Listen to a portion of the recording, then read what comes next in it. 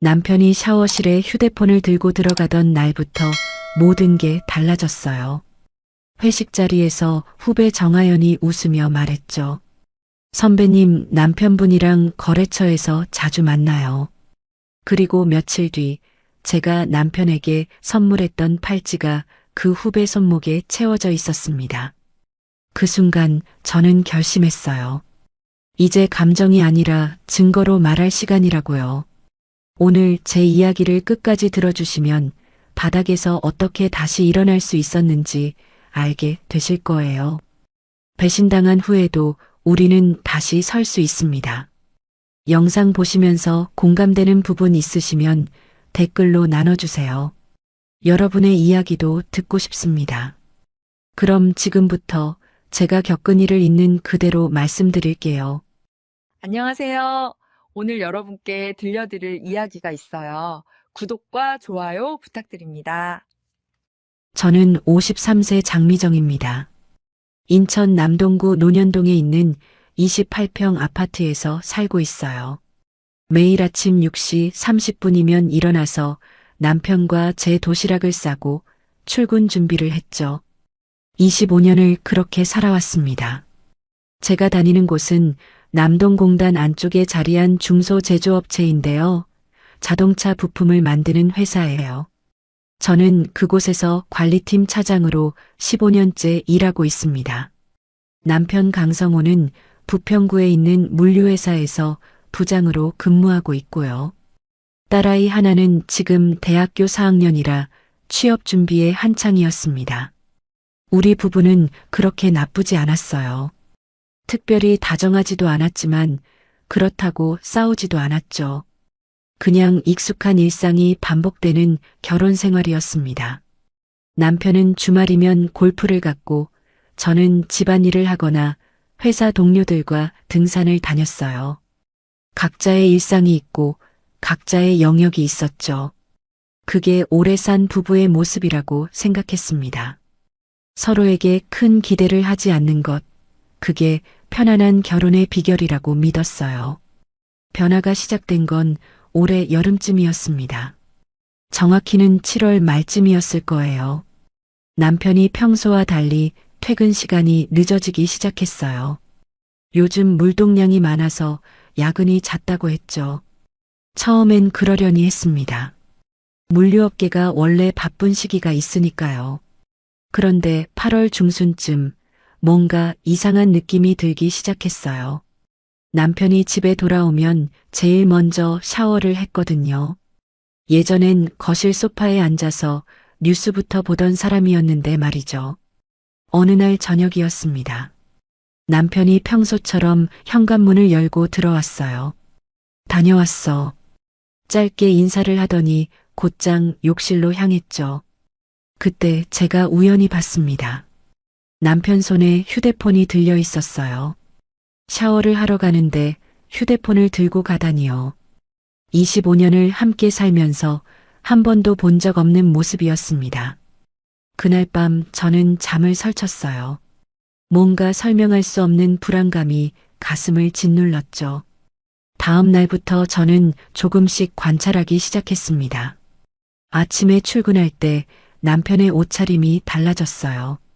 예전엔 그냥 와이셔츠에 정장 바지 정도였는데 언제부턴가 넥타이도 신경 써서 매고 구두도 새로 산 걸 신었더라고요. 회사에서 중요한 미팅이 있나 봐요? 제가 물었죠. 응, 거래처 사람들 만나야 해서. 남편은 그렇게 대답했지만 눈을 마주치지 않았습니다. 9월 초순, 추석 연휴가 끝나고 출근한 첫날이었어요. 제 책상 앞에 서류가 쌓여 있었고 그걸 정리하느라 점심시간이 조금 늦어졌습니다. 회사 식당에 내려갔더니 후배 직원들이 모여 앉아 수다를 떨고 있었어요. 그 중에 정하연이라는 후배가 있었죠. 하연이는 영업팀 대리로 저보다 14살 어린 39세였습니다. 키가 크고 날씬한 편이었고 말투가 또랑또랑했어요. 저는 하연이 옆자리에 앉았습니다. 선배님, 추석은 잘 보내셨어요? 하연이가 먼저 말을 걸었어요. 응, 그냥 조용히 보냈지. 하연 씨는? 저도 집에서 쉬었어요. 요즘 일이 좀 많아서 푹 쉬고 싶었거든요. 그러면서 하연이가 웃었는데요. 그날따라 립스틱 색깔이 유난히 진했습니다. 빨간색이었어요. 그 색이 왠지 낯익다는 생각이 들었죠. 점심을 먹고 사무실로 돌아가는 길이었습니다. 엘리베이터 안에서 하연이가 말했어요. 선배님 남편분 물류회사 다니시죠? 갑자기 왜 그런 질문을 하나 싶어서 왜? 하고 되물었습니다. 아, 저희 거래처 중에 그 회사가 있어서요. 혹시 강성호 부장님 맞으세요? 그 순간 심장이 철렁했어요. 남편 이름을 왜 하연이가 알고 있는 거죠? 어떻게 알아? 제가 물었더니 하연이는 거래하면서 명함 받았어요. 성함이 특이해서 기억하고 있었죠 라고 답했습니다. 그날 저녁 저는 남편에게 물어봤어요. 여보, 우리 회사 정하연이라는 직원 알아요? 남편은 TV를 보다가 고개를 돌렸죠. 누구? 모르는데. 너무 빨리 대답했습니다. 생각할 시간도 없이 바로 나온 답변이었어요. 거짓말하는 사람의 전형적인 반응이었죠. 저는 더 이상 묻지 않았습니다. 그저 그래요. 그냥 물어본 거예요 라고만 했어요. 그날 밤 남편이 샤워를 하는 동안 저는 거실 소파에 앉아 있었습니다. 욕실 문틈으로 물소리가 들렸고 그 사이사이로 휴대폰을 만지는 소리가 희미하게 들렸어요. 샤워 중에 대체 누구와 무슨 메시지를 주고받는 걸까요? 가슴이 답답했습니다. 손이 떨렸어요. 그런데 이상하게도 눈물은 나지 않았습니다. 슬프다기보다는 화가 났거든요. 아니, 화보다는 배신감이었을까요? 다음 날 아침, 저는 평소처럼 남편의 도시락을 쌌습니다. 김밥과 달걀찜, 그리고 과일 몇 조각을 담았죠. 남편은 고마워라고 했지만 제 눈을 똑바로 보지 못했어요. 현관문을 나서는 남편의 뒷모습을 보면서 생각했습니다. 지금 이 사람은 정말 나의 남편이 맞나? 25년을 함께 산 사람이 이렇게 낯설 수가 있나? 회사에 도착해서도 일이 손에 잡히지 않았습니다. 서류를 보고 있어도 글자가 눈에 들어오지 않았어요.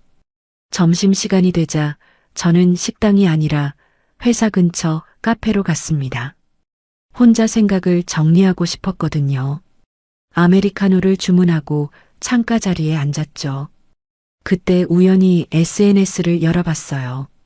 평소엔 잘 안 보는데 그날따라 왠지 들어가 보고 싶었습니다. 피드를 내리다가 하연이의 게시물이 눈에 띄었습니다. 며칠 전에 올린 사진이었어요. 배경이 익숙했습니다. 우리 회사 근처 카페였어요. 정확히는 제가 지금 앉아 있는 이 카페에서 2블록 떨어진 곳이었죠. 사진 속 하연이는 웃고 있었고 테이블 위에는 커피 2잔이 놓여 있었습니다. 누군가와 함께 있었다는 뜻이었죠. 사진을 올린 시각을 확인했어요. 9월 6일 저녁 7시 30분.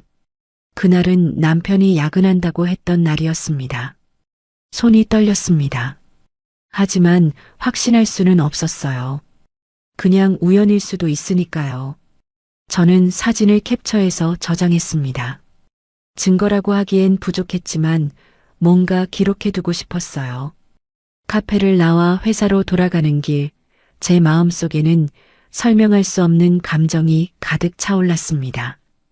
의심과 불안, 그리고 조금의 분노가 뒤섞여 있었죠. 그날 저녁 남편은 또 늦게 들어왔습니다. 시계를 보니 밤 10시가 넘어 있었어요. 오늘도 야근이었어요? 제가 물었죠. 좀 바빠서. 남편은 피곤한 표정으로 소파에 앉았습니다. 그리고는 어김없이 샤워실로 향했어요. 이번에도 휴대폰을 손에 들고 있었죠. 저는 아무 말도 하지 않았습니다. 그저 지켜볼 뿐이었어요. 9월 중순쯤 저는 결심했습니다. 이제는 확실히 알아야겠다고요. 느낌만으로는 부족했어요. 사실이 필요했습니다. 그래서 주말에 남편의 차를 청소하기로 했죠. 평소에도 가끔 했던 일이었으니까 의심받지 않을 거라 생각했어요. 토요일 오전 남편이 골프를 간 사이 저는 지하 주차장으로 내려갔습니다. 차 문을 열고 실내를 살펴봤어요. 조수석 밑을 보니 뭔가 반짝이는 게 있었습니다. 손을 뻗어 집어 올렸죠. 귀걸이였어요. 작은 진주 귀걸이 한 쌍이었습니다. 제 것이 아니었어요. 딸아이 것도 아니었죠. 그럼 누구 것일까요? 손이 얼어붙는 것 같았습니다. 심장이 빠르게 뛰었어요. 하지만 저는 침착하게 귀걸이를 비닐봉지에 담아 집으로 가져갔습니다. 그날 밤 남편이 골프에서 돌아왔을 때 저는 물어봤어요. 여보, 차에서 이거 발견했는데 누구 거예요? 귀걸이를 내밀자 남편의 얼굴이 굳어졌습니다. 아, 그거 거래처 직원이 떨어뜨린 거야. 너무 빨리 나온 대답이었어요. 준비된 답변 같았죠. 거래처 직원이요? 남자 직원인데 귀걸이를 해요? 제가 되물었습니다. 아니, 여자 직원이지. 같이 차 타고 이동하다가 떨어뜨린 것 같아. 남편은 당황한 기색이 역력했어요. 저는 더 이상 묻지 않았습니다. 그냥 그렇군요라고만 했죠. 남편은 안도하는 듯 보였지만 그날 밤 내내 불안해하는 게 느껴졌어요. 저도 잠을 이룰 수 없었습니다. 귀걸이를 보면서 생각했죠. 이게 시작일까? 아니면 이미 오래전부터 있었던 일일까? 그리고 이제 저는 어떻게 해야 할까? 익숙한 일상 속에서 발견한 낯선 공기는 점점 더 짙어지고 있었습니다. 그 공기 속에서 저는 숨쉬기가 힘들었지만 동시에 정신이 또렷해지는 것도 느꼈어요. 이제는 감정에 휩쓸릴 때가 아니었습니다. 냉정하게 그리고 치밀하게 사실을 확인해야 할 때였죠. 그렇게 저의 조사는 시작되었습니다. 9월 셋째 주 금요일이었습니다. 회사에서 분기 실적 회식이 있었어요. 남동공단 쪽에 있는 고깃집으로 직원들이 모였죠. 관리팀과 영업팀이 함께하는 자리였습니다. 저는 차장이다 보니 테이블 한쪽 끝자리에 앉았어요. 고기를 굽고 소주잔을 채우면서 후배들과 이런저런 이야기를 나눴죠. 그때 정하연이 제 옆자리에 앉았습니다. 하연이는 그날 검은색 원피스를 입고 있었어요. 목선이 깊게 파인 디자인이었고 허리선이 드러나는 핏이었죠. 평소 사무실에서 보던 모습과는 달랐습니다. 머리도 파마를 새로 한 것 같았어요. 웨이브가 살아있었고 향수 냄새가 진하게 났습니다. 뭔가 특별한 날을 준비한 사람처럼 보였죠. 선배님, 제가 고기 구워드릴게요. 하연이가 집게를 들며 말했습니다. 저는 고마워요라고 답했어요. 고기를 먹으면서 다들 일상적인 대화를 나눴습니다. 요즘 거래처 상황이 어떤지, 다음 달 출장 일정은 어떻게 되는지 그런 이야기들이었죠. 그러다 영업팀 과장이 하연이에게 물었어요. 하연 씨, 요즘 물류 쪽 거래처 어때? 잘 되고 있어? 하연이가 웃으면서 대답했습니다. 네, 부평 쪽 물류회사랑 계약이 잘 진행되고 있어요. 담당자분이 되게 친절하세요. 그 순간 제 손이 멈췄습니다. 부평 쪽 물류회사라니요. 남편 회사가 부평에 있었거든요. 우연일까요? 저는 최대한 자연스럽게 물어봤습니다. 부평이면 어느 회사예요? 하연이가 잠시 머뭇거리더니 한진종합물류요. 선배님도 아세요? 하고 되물었어요. 심장이 쿵 내려앉았습니다. 그게 바로 남편 회사였거든요. 이름은 들어봤어요. 큰 회사죠. 저는 애써 침착하게 대답했습니다. 하연이는 고개를 끄덕이며 말을 이었어요. 네, 거기 부장님 한 분이랑 주로 일하는데요. 강성우 부장님이세요. 혹시 선배님 남편분 아니신가요? 그 말을 듣는 순간 주변 소리가 다 사라지는 것 같았습니다. 하연이는 웃고 있었어요. 너무나 자연스럽게 마치 아무것도 모르는 것처럼 웃고 있었죠. 맞아요. 제 남편이에요. 저는 최대한 평온한 목소리로 답했습니다. 속으로는 심장이 미친 듯이 뛰고 있었지만요. 아, 그러시구나. 세상 참 좁네요. 부장님이 일 처리도 깔끔하시고 좋으세요. 하연이가 말했습니다. 그 순간 하연이 입술에 발린 립스틱이 유난히 선명하게 보였어요. 진한 레드 컬러였습니다. 그리고 그 색이 왠지 낯익었죠. 며칠 전 남편 와이셔츠 깃에 묻어있던 바로 그 색이었습니다. 회식이 끝나고 집으로 돌아가는 택시 안에서 저는 계속 생각했어요. 하연이와 남편이 거래처 관계라고요? 그럼 자주 만났다는 뜻일까요? 업무 때문에 만난 거라면 왜 남편은 하연이를 모른다고 했을까요? 머릿속이 복잡했습니다. 택시에서 내려 아파트 엘리베이터를 탔을 때 거울에 비친 제 얼굴은 창백해 있었어요. 집에 도착했을 때 남편은 아직 안 들어와 있었습니다. 거실 소파에 앉아 기다렸죠. 시계는 밤 11시를 가리키고 있었어요. 30분쯤 지났을까요? 현관문이 열렸습니다. 남편이 들어왔어요. 늦었네요? 제가 물었습니다. 응, 회사에서 미팅이 길어졌어. 남편은 짧게 대답하고는 곧장 샤워실로 향했죠. 이번에도 역시 휴대폰을 들고 들어갔습니다. 다음 날 토요일 아침, 저는 일찍 일어났어요. 남편은 아직 자고 있었죠. 저는 조용히 거실로 나와 남편의 가방을 열어봤습니다. 명함 케이스가 있었어요. 그 안을 뒤적이다가 하나의 명함을 발견했습니다. 우리 회사 명함이었어요. 정하연 대리라고 적혀 있었죠. 뒷면에는 손글씨로 뭔가 적혀 있었습니다. 금요일 7시 노년역 앞에서. 날짜는 지난주 금요일이었어요. 손이 떨렸지만 저는 명함을 다시 제자리에 꽂아뒀습니다. 아무것도 본 게 없다는 듯이요. 그리고 부엌으로 가서 아침 준비를 시작했어요. 계란을 깨고 밥을 퍼고 국을 끓였습니다. 평소와 똑같은 아침이었죠. 남편이 일어나 식탁에 앉았을 때 저는 아무렇지 않게 물었어요. 요즘 거래처 일 많이 바빠요? 남편이 국을 떠먹으며 대답했습니다. 응, 좀 바쁘네. 우리 회사하고도 거래하는 거 알고 있었어요? 제가 조심스럽게 물었죠. 남편의 숟가락이 잠시 멈췄습니다. 우리 회사? 무슨 회사? 제가 다니는 회사요. 자동차 부품 만드는 곳이잖아요. 남편은 잠시 생각하는 듯 하더니 아, 맞다. 거래처 중에 있었나? 잘 모르겠는데 라고 했어요. 눈을 피했습니다. 거짓말하는 사람의 전형적인 반응이었죠.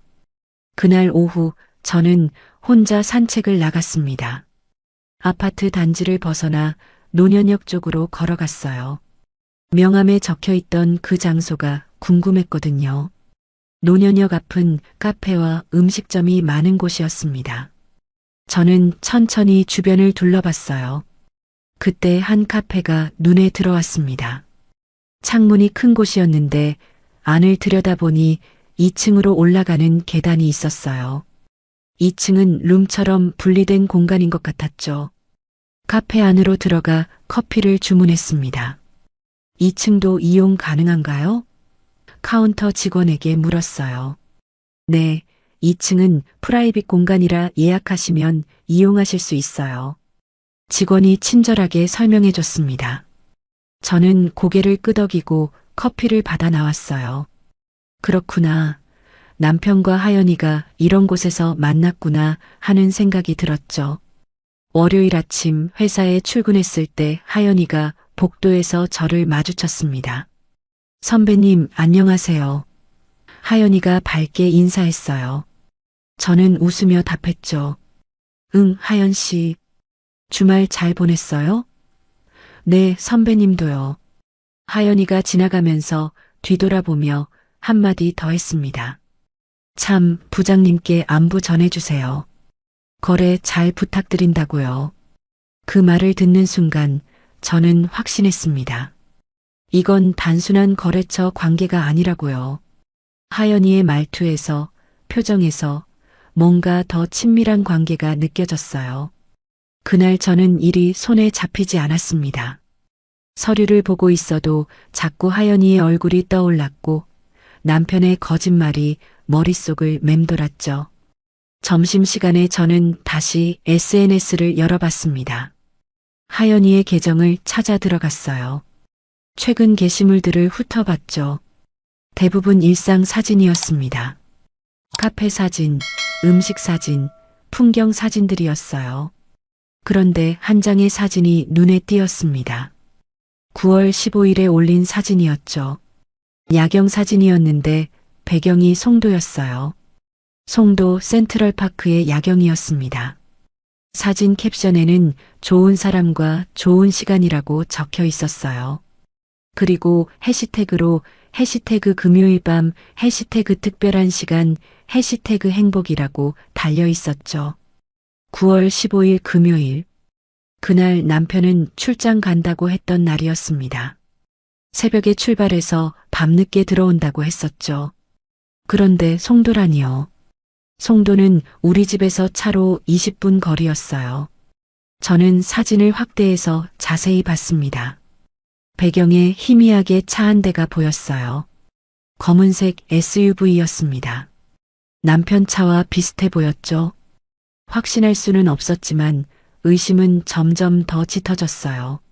저는 사진을 캡처해서 저장했습니다. 첫 번째 사진 옆에 나란히 저장했죠. 그날 저녁 남편이 퇴근하고 들어왔을 때 저는 물어봤습니다. 지난주 금요일 출장 어디 갔었어요? 남편이 잠시 머뭇거리더니 충남 쪽이었어라고 답했어요. 멀었겠네요. 몇 시에 들어왔어요? 밤 11시쯤? 길이 막혀서 늦었어. 남편의 대답은 빨랐지만 눈빛은 흔들리고 있었습니다. 그럼 저녁은 어디서 드셨어요?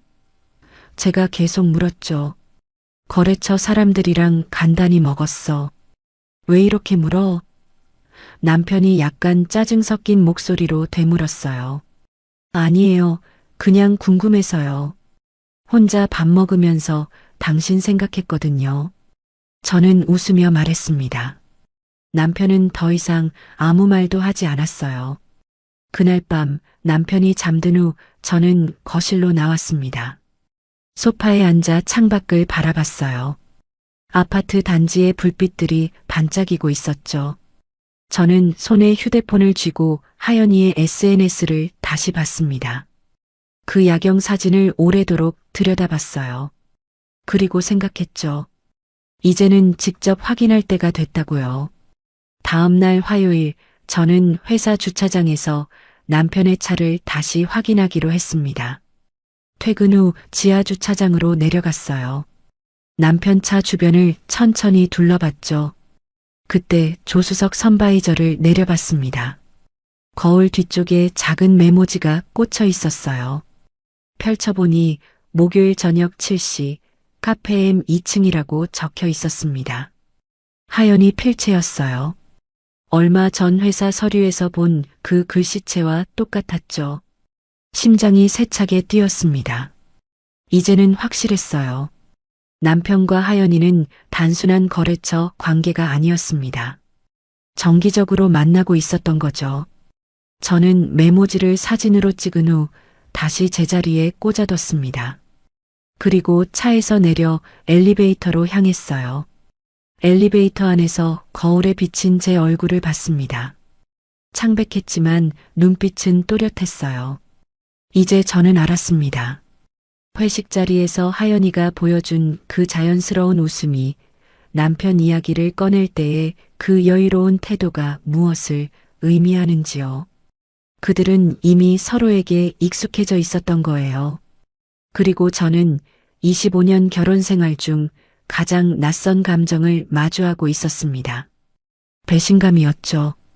하지만 동시에 이상한 침착함도 함께 찾아왔어요. 이제 저는 감정이 아니라 사실로 이 상황을 정리해야 한다는 걸 알고 있었습니다. 목요일이 다가왔습니다.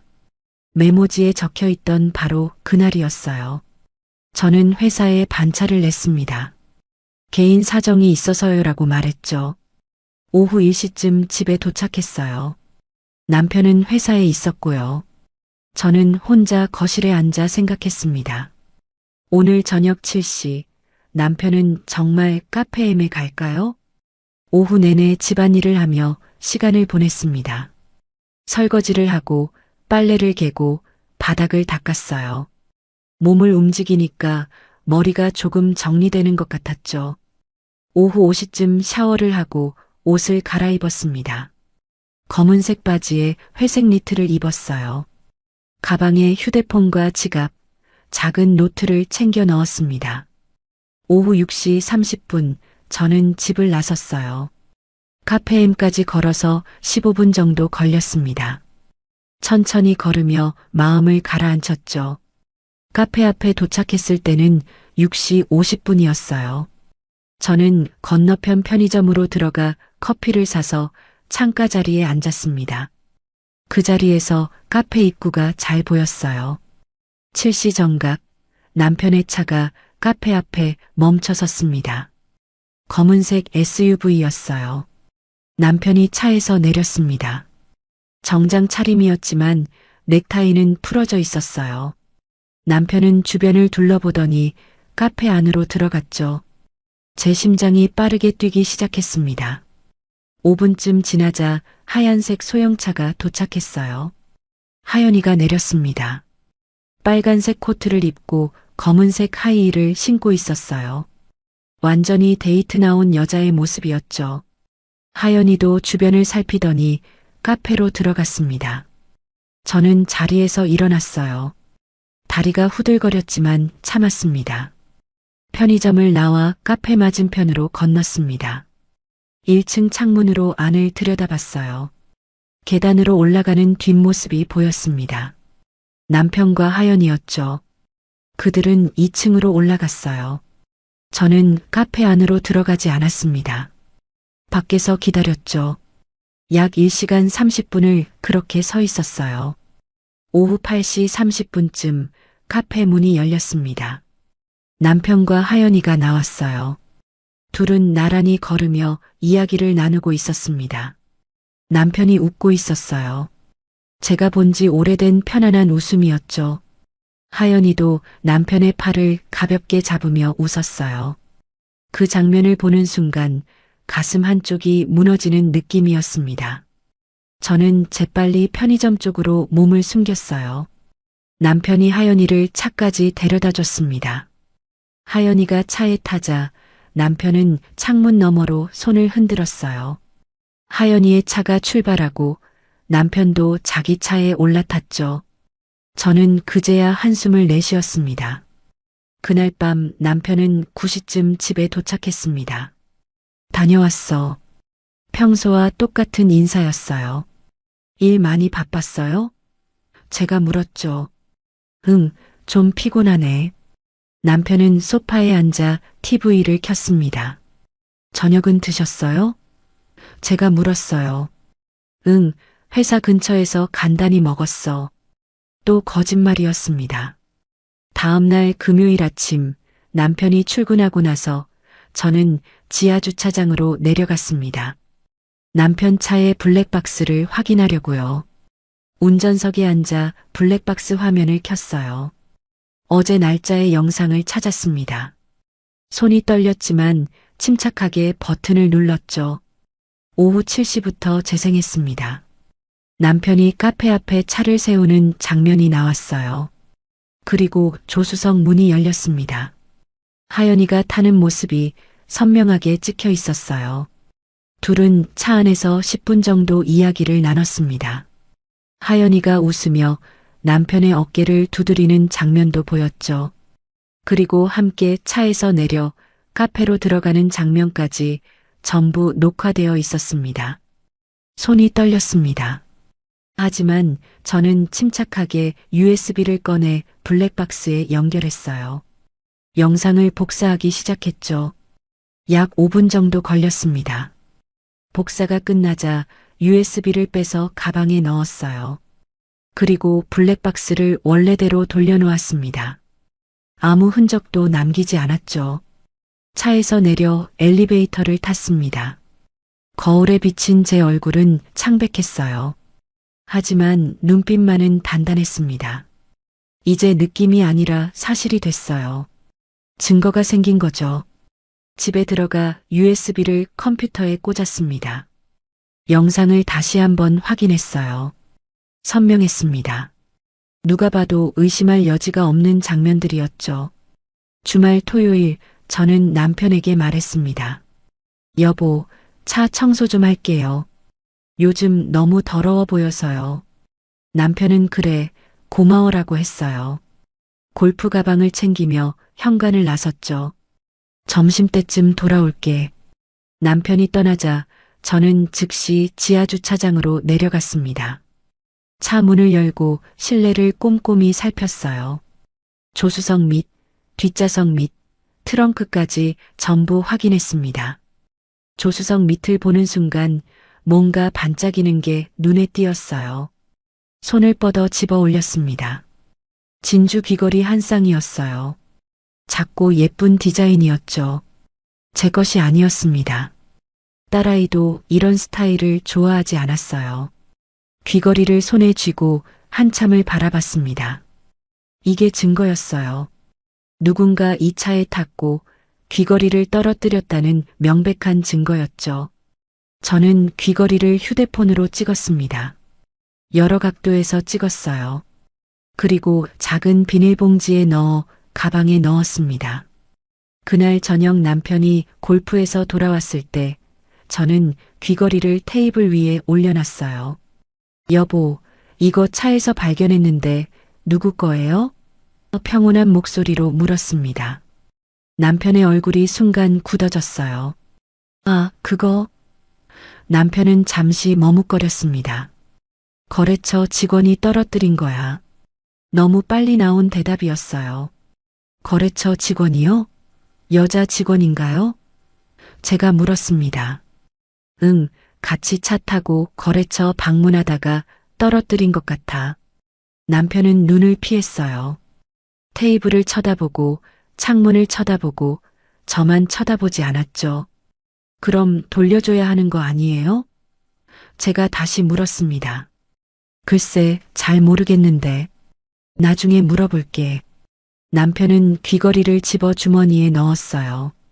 그리고 방으로 들어갔습니다.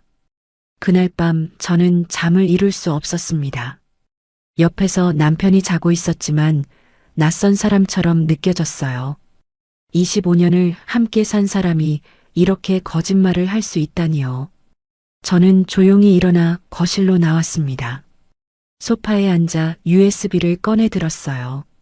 이 작은 것 안에 진실이 담겨 있었죠. 월요일 아침 출근길에 저는 결심했습니다. 이제는 더 이상 참고만 있을 수 없다고요. 증거를 모았으니 다음 단계로 나아가야 했어요. 회사에 도착해서 점심시간에 인터넷 검색을 했습니다. 가정 전문 변호사 사무실을 찾았죠. 몇 군데를 비교한 후 한 곳을 선택했어요. 상담 예약을 넣었습니다. 그날 오후 복도에서 하연이와 마주쳤습니다. 선배님, 안녕하세요. 하연이가 밝게 인사했어요. 저는 웃으며 답했죠. 응, 하연 씨. 하연이가 웃었습니다. 그 웃음이 이제는 거슬렸어요. 하지만 저는 표정을 관리했습니다. 아무것도 모르는 척했어요. 집에 돌아와서도 저는 평소처럼 행동했습니다. 저녁을 준비하고 남편을 기다렸어요. 남편이 들어오자 인사했죠. 식탁에 마주 앉아 밥을 먹으며 저는 생각했습니다. 이제 얼마 남지 않았다고요. 곧 모든 게 정리될 거라고요. 그 생각을 하니까 마음이 평온해졌어요. 분노도 슬픔도 아닌 차가운 침착함만 남아 있었습니다. 화요일 아침이었습니다. 평소보다 일찍 출근했어요. 8시 30분쯤 회사에 도착했죠. 엘리베이터를 타려고 기다리는데 문이 열렸습니다. 안에 하연이가 서 있었어요. 선배님, 안녕하세요. 하연이가 먼저 인사했습니다. 저는 고개를 끄덕이며 엘리베이터에 올라탔어요. 문이 닫히고 엘리베이터가 올라가기 시작했습니다. 좁은 공간 안에서 하연이의 향수 냄새가 났어요. 그때 하연이가 핸드폰을 보려고 손을 들었습니다. 그 순간 제 눈에 뭔가 들어왔어요. 하연이 손목에 팔찌가 있었습니다. 은색 체인에 하트 모양 펜던트가 달린 팔찌였어요. 심장이 멈추는 것 같았습니다. 그 팔찌를 저는 알고 있었거든요. 5년 전 결혼 20주년 기념일에 제가 남편에게 선물했던 팔찌였어요. 남편 이름 이니셜까지 새겨 넣었었죠. 그런데 왜 그게 하연이 손목에 있는 걸까요? 하연 씨, 팔찌 예쁘네요. 제가 평온한 목소리로 말했습니다. 하연이가 손목을 보며 웃었어요. 아, 이거요? 선물 받은 거예요. 누구한테 받았어요? 제가 물었죠. 하연이는 잠시 머뭇거렸습니다. 아는 분한테요. 특별한 분이에요. 그렇게 말하며 얼굴을 붉혔어요. 엘리베이터가 6층에 도착했습니다. 문이 열렸고 하연이가 내렸어요. 선배님, 좋은 하루 보내세요. 밝게 인사하고는 복도로 사라졌죠.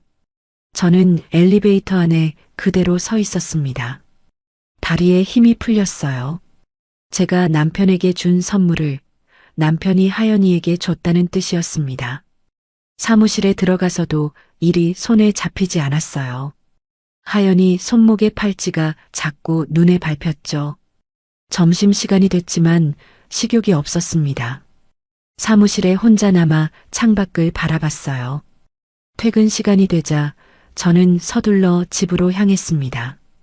빨리 확인하고 싶었거든요. 집에 도착했을 때는 오후 6시였습니다. 남편은 아직 안 들어와 있었어요. 저는 침실로 가서 남편의 서랍을 열었습니다. 제일 안쪽 칸을 열었어요. 시계, 명함 케이스, 선글라스가 있었죠. 하지만 팔찌는 없었습니다. 바닥에 주저앉았어요. 정말이었습니다. 남편이 제가 선물한 팔찌를 하연이에게 준 게 사실이었어요. 저녁 7시쯤 남편이 퇴근했습니다. 다녀왔어. 평소와 같은 인사였어요. 저는 거실 소파에 앉아 있었습니다. 남편을 똑바로 쳐다봤죠. 여보, 물어볼 게 있어요. 제 목소리는 차가웠습니다. 남편이 이상한 기색으로 저를 봤어요. 뭔데? 요즘 하연 씨랑 자주 보죠? 남편의 얼굴이 굳어졌습니다. 갑자기 무슨 소리야? 당황한 목소리였어요. 거짓말하지 마세요. 다 알고 있어요. 제가 말했습니다. 남편은 아무 말도 하지 않았어요. 그저 서 있기만 했죠. 침묵이 흘렀습니다. 긴 침묵이었어요. 제가 선물했던 팔찌 어디 있어요? 제가 물었습니다. 남편은 여전히 침묵했어요. 왜 대답을 안 하세요? 제 목소리가 떨렸습니다. 남편이 입을 열었어요. 미안해. 그게 전부였습니다. 변명도 설명도 없었어요. 미안하다고요? 그게 다예요? 제가 소리쳤습니다. 남편은 고개를 숙였어요. 뭐라고 말해야 할지 모르겠어. 언제부터였어요? 언제부터 하연이랑 그런 사이였어요? 제가 물었죠. 남편은 대답하지 않았습니다. 대답 안 하실 거예요? 그럼 제가 말할게요. 여름부터였죠? 7월쯤부터 야근이 많아졌잖아요. 남편이 고개를 들었어요. 눈이 마주쳤습니다. 그렇게 된 거야. 의도한 건 아니었어. 의도한 게 아니라고요? 제가 준 선물을 다른 여자한테 주는 것도요? 제 목소리는 점점 커졌습니다. 남편은 아무 말도 못했어요. 알았어요. 이제 알았어요.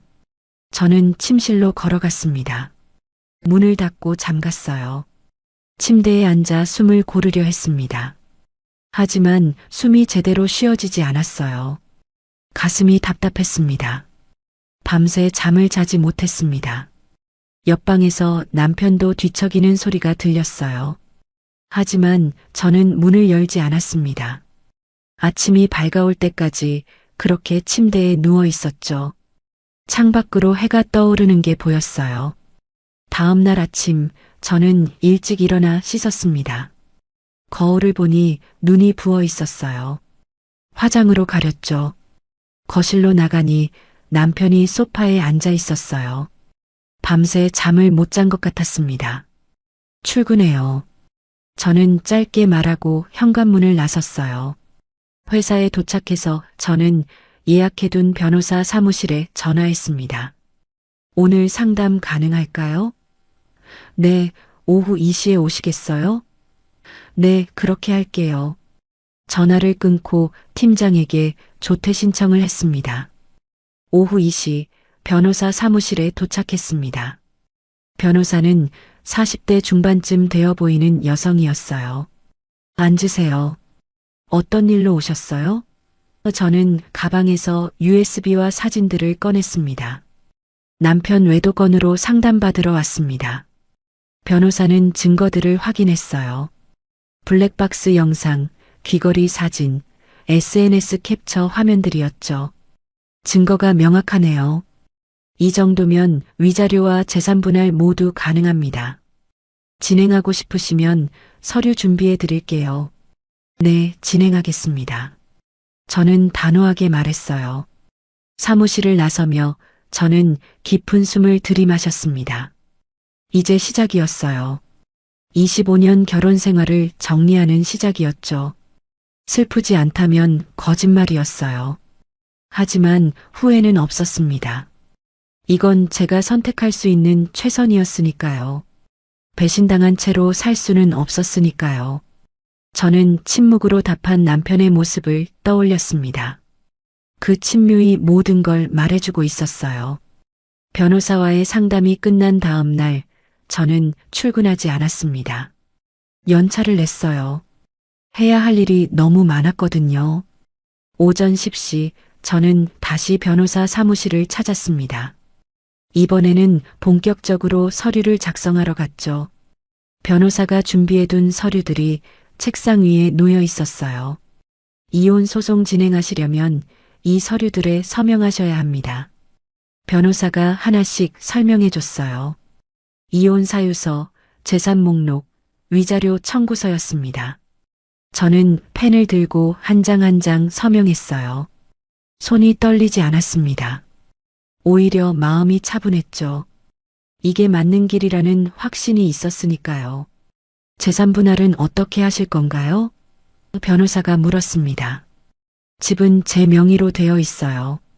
그건 제가 가져가고 싶습니다. 예금과 남편 연금은 법정 비율대로 나누겠습니다. 제가 답했죠. 위자료는 얼마 정도 청구하실 건가요? 5천만 원 청구하겠습니다. 저는 단호하게 말했어요. 변호사가 고개를 끄덕였습니다. 증거가 확실하니까 충분히 받아낼 수 있을 겁니다. 일주일 안에 소장 작성해서 법원에 제출하겠습니다. 감사합니다.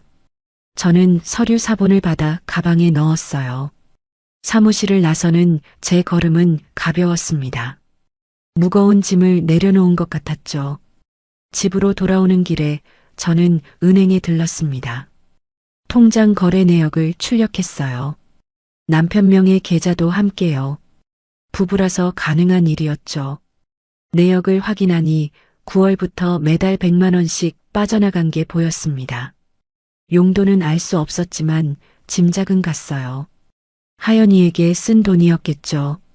그날 저녁 남편이 퇴근하고 들어왔을 때 저는 거실 테이블에 서류를 올려놨습니다. 이게 뭐야? 남편이 물었어요. 이혼 소송 서류예요. 일주일 안에 법원에 제출될 겁니다. 제가 답했죠. 남편의 얼굴이 하얗게 질렸습니다. 진짜 이혼하려고? 네, 진짜예요.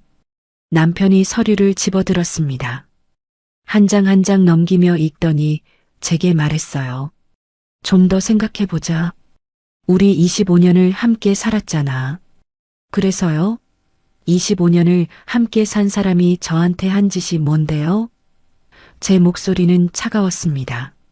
남편은 아무 말도 못했어요.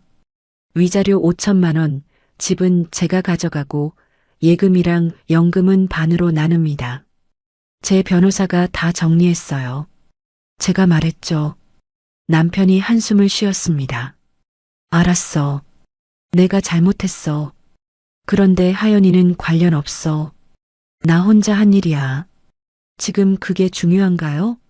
이미 다 끝났어요. 다음 날부터 저는 평소처럼 출근했습니다. 회사에서 하연이를 마주칠 때마다 저는 담담하게 인사했어요. 안녕하세요. 네, 선배님. 하연이도 이제는 제 눈을 피했습니다. 뭔가 알아챈 것 같았어요. 복도에서 마주치면 고개를 숙이고 지나갔죠. 일주일 후 소장이 법원에 제출됐습니다. 변호사에게서 연락이 왔어요. 접수 완료됐습니다. 곧 남편분께 소장 송달될 겁니다. 감사합니다. 저는 전화를 끊고 창밖을 바라봤어요. 10월의 하늘은 맑았습니다. 구름 한 점 없이 파랗더군요. 그날 저녁 남편에게서 전화가 왔습니다. 소장 받았어. 정말 이렇게 할 거야? 목소리가 떨리고 있었어요. 네, 이미 말씀드렸잖아요. 회사에서 소문났어. 인사팀에서 나한테 면담 요청했어. 남편이 말했죠. 그건 제가 알 바 아니에요. 저는 전화를 끊었습니다. 며칠 후 남편에게서 문자가 왔습니다. 회사에서 인사이동 났어. 지방으로 발령받았어. 읽고 지웠습니다. 답장하지 않았어요. 더 이상 남편의 일은 제 관심사가 아니었으니까요. 제 일을 정리하는 데만 집중했습니다. 11월 초 첫 재판 날짜가 잡혔습니다. 저는 변호사와 함께 법원에 갔어요. 복도에서 남편을 마주쳤습니다. 남편도 변호사와 함께 있었어요. 우리는 눈만 마주쳤을 뿐 말을 하지 않았습니다. 법정에 들어가 각자 자리에 앉았죠. 재판은 생각보다 짧았습니다. 판사가 증거들을 확인하고 양측 변호사의 이야기를 들었어요. 블랙박스 영상이 재생됐습니다. 화면에 남편과 하연이가 나란히 앉아 있는 모습이 나왔죠. 남편은 고개를 숙이고 있었어요. 다음 재판은 한 달 후에 진행하겠습니다. 그때까지 합의 가능한지 알아보시기 바랍니다. 판사가 말했습니다. 재판이 끝나고 저는 법원을 나섰어요. 뒤에서 남편이 불렀습니다. 잠깐만. 저는 돌아보지 않았습니다. 그냥 걸어갔어요. 그날 밤 남편의 변호사에게서 전화가 왔습니다. 합의하실 의향 있으세요? 조건이 뭔데요? 제가 물었죠. 위자료 3천만 원, 재산 분할은 요구하신 대로 하겠답니다.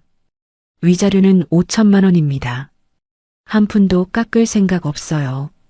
저는 단호하게 말했습니다. 일주일 후 다시 연락이 왔습니다. 5천만 원 동의한답니다. 합의서 작성하시겠어요? 네, 하겠습니다. 드디어 끝이 보였어요. 합의서 작성일이 잡혔고 저는 변호사 사무실에서 남편을 마주쳤습니다.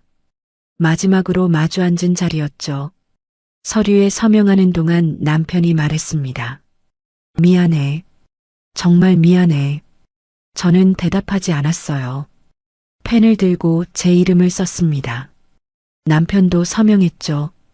그렇게 25년 결혼 생활이 종이 한 장으로 정리됐습니다. 사무실을 나서는데 남편이 뒤에서 말했어요. 잘 살아. 저는 고개만 끄덕였습니다. 엘리베이터를 타고 내려가며 생각했어요. 슬프지 않았습니다. 분노도 없었어요. 그저 끝났다는 안도감만 있었죠. 이제 저는 자유로웠습니다. 제 인생을 다시 시작할 수 있었어요. 누군가의 아내가 아닌 저 자신으로 살아갈 시간이었습니다. 이혼이 확정된 건 11월 말이었습니다. 법원에서 이혼 판결문을 받아들고 나오는 길, 하늘이 유난히 맑았어요. 차가운 바람이 뺨을 스쳤지만 마음은 후련했습니다. 25년이라는 시간이 끝났지만 새로운 시작이 보였거든요. 집으로 돌아와 판결문을 서랍에 넣었어요. 이제 더 이상 꺼내볼 일은 없을 거예요.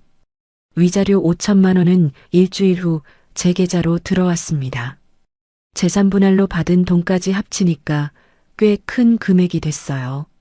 저는 그 돈을 어디에 쓸지 오래 고민했습니다. 예금으로 묵혀둘까 아니면 뭔가 새로운 일을 시작할까요? 매일 밤 잠들기 전에 생각했어요. 12월 초 저는 회사에 사직서를 냈습니다. 15년을 다닌 회사였지만 더 이상 그곳에 있고 싶지 않았어요. 하연이와 같은 공간에서 일하는 게 힘들었죠. 복도에서 마주칠 때마다 불편했습니다. 팀장은 놀라며 물었어요. 왜 그만두려고 해요? 개인 사정이 있어서요. 저는 짧게 답했습니다. 퇴사일은 12월 말로 잡았어요. 그 한 달 동안 저는 제 미래를 준비했습니다. 오래전부터 꿈꿔왔던 일이 있었거든요. 작은 카페를 운영하는 거였어요. 남편과 살 때는 엄두도 못 냈죠. 안정적인 직장을 그만둔다는 게 두려웠으니까요. 하지만 이제는 달랐습니다. 잃을 게 없었어요. 논현동 골목을 돌아다니며 빈 상가를 알아봤습니다. 회사 근처였죠. 익숙한 동네에서 시작하고 싶었어요. 며칠을 찾아다닌 끝에 마음에 드는 곳을 발견했습니다. 10평 남짓한 작은 공간이었어요. 창문이 크고 햇빛이 잘 들었죠. 여기로 할게요. 저는 부동산에게 말했습니다. 12월 중순부터 인테리어가 시작됐습니다.